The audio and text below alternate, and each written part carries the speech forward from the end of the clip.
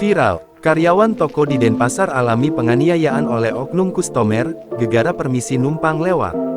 Beredar video yang memperlihatkan aksi penganiayaan yang dilakukan seorang oknum kustomer terhadap seorang karyawan toko viral di media sosial.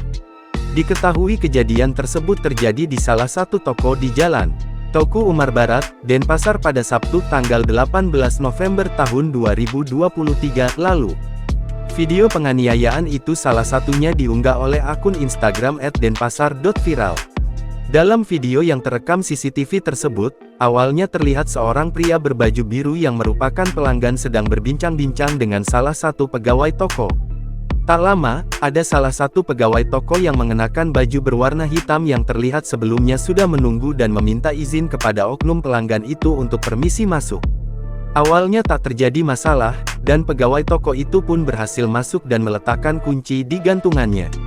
Namun, pada saat karyawan toko itu berniat keluar dan kembali meminta izin, hal yang tak mengenakan pun terjadi.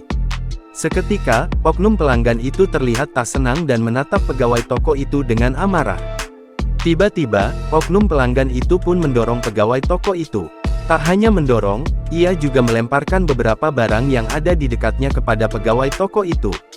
Hal itu pun berulang kali dilakukan oknum pelanggan sambil menunjuk-nunjuk si pegawai toko.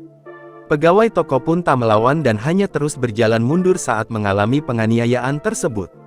Karyawan toko yang lainnya pun hanya bisa melihat kejadian itu dan tak dapat berbuat apa-apa. Sontak saja, unggahan tersebut pun mengundang berbagai komentar warganet. Banyak warganet yang berkomentar mengecam tindakan tak terpuji oknum pelanggan itu.